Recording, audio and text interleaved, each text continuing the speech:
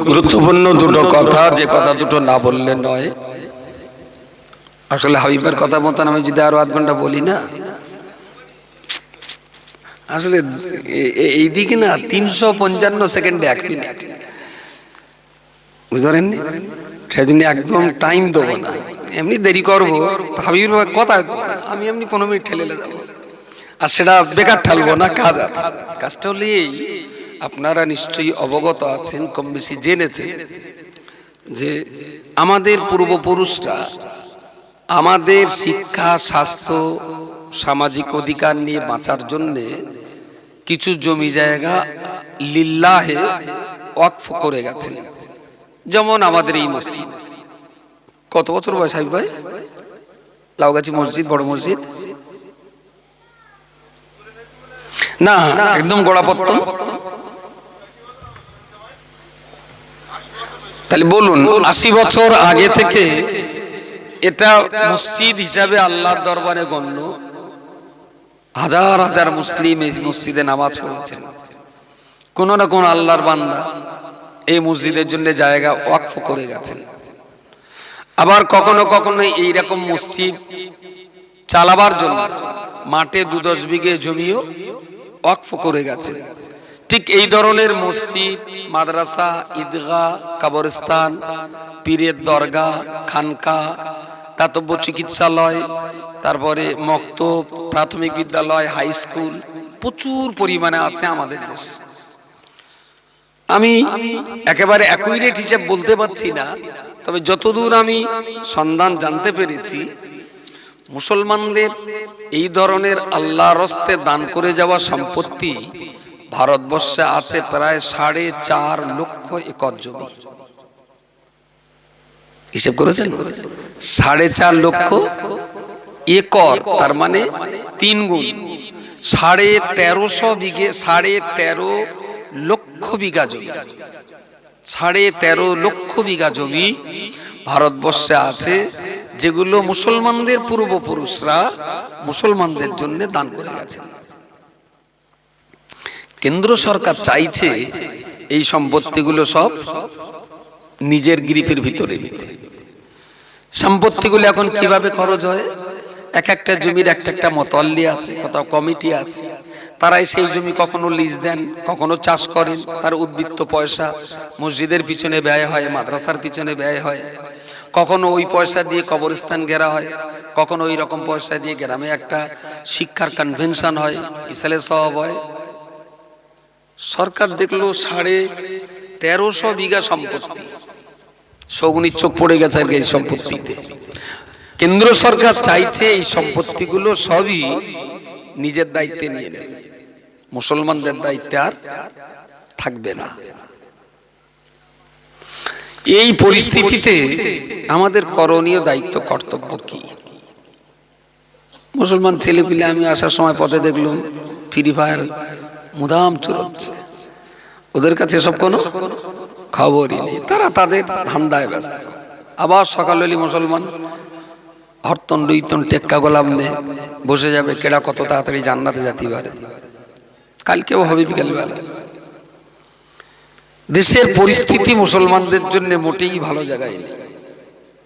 এই সরকার আসার পর থেকে আপনি দেখুন, 370 ধারা মুসলমানদের জব্দ করার জন্য, 3 তালাক বিল মুসলমানদের জব্দ করার জন্য, এনআরসি বিল, সিএএ, সিটিজেন অ্যামেন্ডমেন্ট অ্যাক্ট, এ বিল মুসলমানদের জব্দ করার জন্য। তারপরে আবার ওয়াকফ বিল মুসলমানদের জব্দ করার জন্য। আর এরই মাঝখানে বাবরি মসজিদটাকে শহীদ করে সেই জায়গায় রাম মন্দির হয়ে গেল। তাহলে এই সরকারটা এসে পর্যন্ত দেশটাকে শুধু বিভাজন করছে, একজনের বিরুদ্ধে আরেকজনের লাগিয়ে দেওয়া হচ্ছে। আমরা যারা মুসলিম আছি ভারতবর্ষে 18 থেকে 20 কোটি, আমরা তো এই সম্পত্তি সহজে সরকারকে দেব না। আরএসএস, বিজেপির নেতা লিডাররা ঠিক চোরাগুপ্তা ভাবে গ্রামে গ্রামে ঘুরে ঘুরে হিন্দু, দলিত, আদিবাসী, মতুয়া যত গরিব আছে তাদের কানে কানে বলছে তোমাদের কোনো চিন্তা করতে হবে না। এই যে ওয়াকফ বিল আমরা এনেছি না, এই ওয়াকফ বিলের সম্পত্তি সব তোমরা নেনো, আর এই সম্পত্তি সব পরে তোমাদেরকে ভাগ করে দেওয়া হবে। বুঝতে পারেননি? কাদের বলছে? হিন্দুদেরকে, হিন্দু ভাইদেরকে বলছে। এখন ওরাও তাদের বিরাট সন্তুষ্ট, খুব খুশি। তাহলে এসে পর্যন্ত এরা শুধু বিভাজন আর বিভাজন। আমরা যেই পথে নামছি তখন হিন্দুদের মাথা গরম, দূর এদেরই আন্দোলনের ঠেলায় দুবেলা রাস্তাঘাট জাম, এই মোল্লার বাচ্চা কটা না থাকলেই ভালো হতো বোধহয় দেশ। কিন্তু আমরা যে কোন জ্বালায় জ্বলছি এটা তাদেরকে বুঝতে দেওয়া হয় না, বা তারা বুঝতেও চায় না। আগামী কাল সকাল হলেই পরে কলকাতার শহীদ মিনারে একটা বড় সমাবেশ আছে এর প্রতিবাদে। এই সমাবেশটা ডেকেছে ভারতবর্ষের সবচেয়ে মুসলমানদের সবচেয়ে শক্তিশালী একটা সংগঠন মুসলিম পার্সোনাল ল বোর্ড। আমরা আঞ্চলিকভাবে বাংলাটা ছোট্ট সংগঠন করি, অল ইন্ডিয়া সুন্নাতুল জামাত, এটা আমাদের বাংলার ভিতরে, আর দু চারটে ত্রিপুরাতে আছে, আসামে আছে, বাকি সারা ভারতবর্ষে আমাদের সদস্য নেই। কিন্তু মুসলিম পার্সোনাল ল বোর্ড এটা সারা ভারতবর্ষের মুসলমানদের আইনি লড়াই করবার একটা বলিষ্ঠ সংগঠন। পার্সোনাল ল বোর্ড, মুসলিম পার্সোনাল ল বোর্ড এই সভাটা ডেকেছেন কলকাতায় শহীদ মিনারে আগামীকাল বেলা 1টায়। আমরা প্রতিবাদে যাব।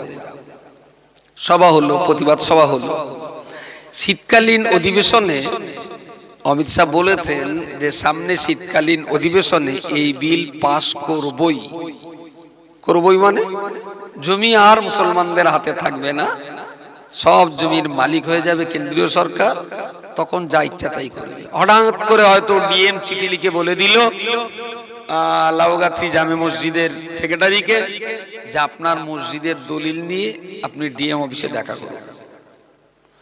80 বছর আগে তখনকার দিনে এত দলিল পত্রের প্রচলন ছিল কি?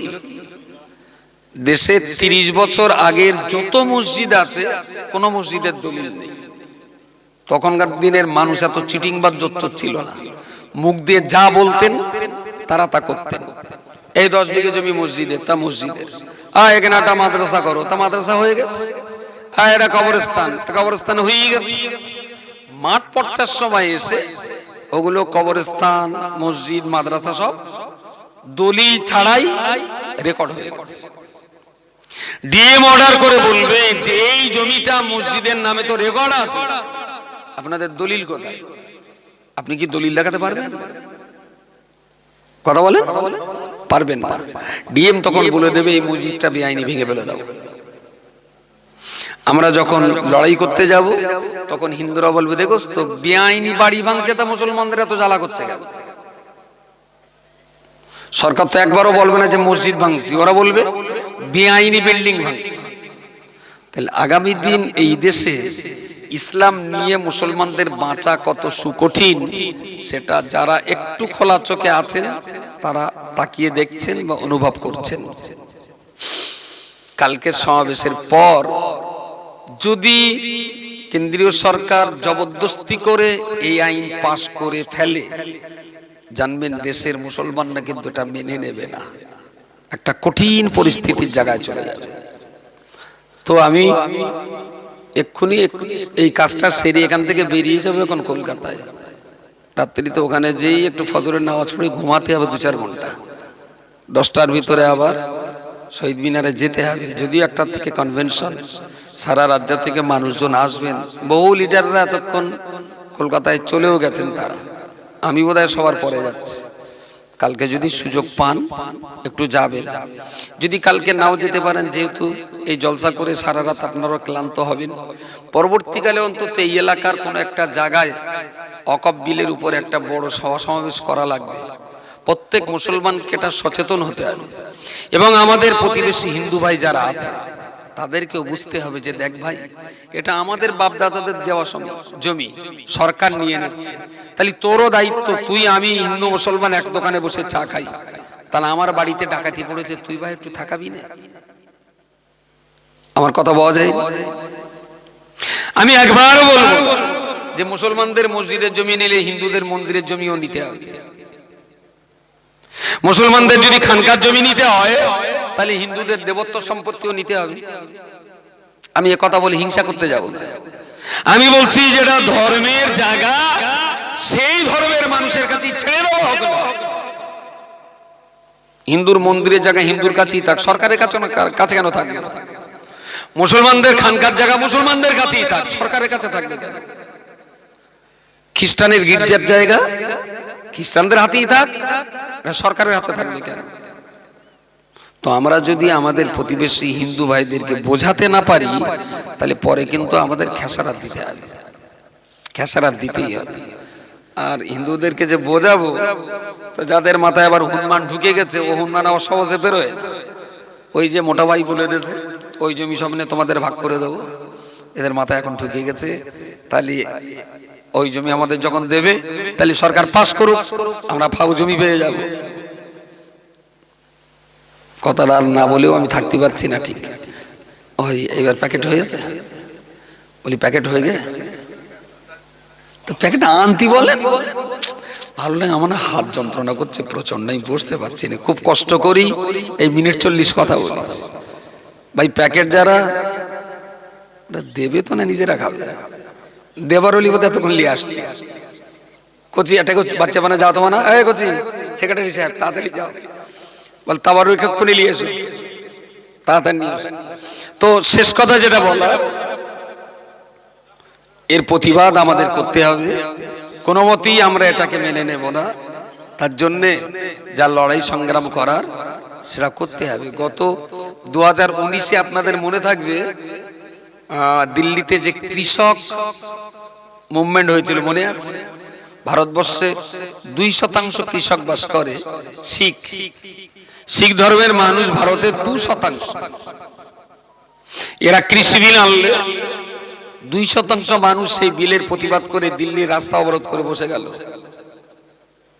1 বছরের অধিক কাল ধরে আন্দোলন করলো, শেষ পর্যন্ত বিজেপি সরকার 2% শিখদের কাছে ওরা হেরে গেল।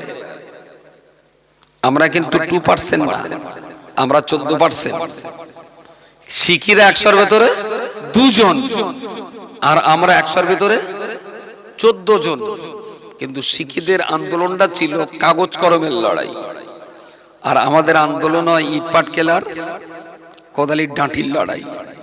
পার্থক্য হলো এইটা, এখানে কোদালির ডাঁটি ইট পাট কেলের লড়াই করে কখনো জেতা যায় না, জিততে গেলে কাগজ কলমের লড়াই করে জিততে হয়, এটা আমাদের মাথায় রাখতে হবে।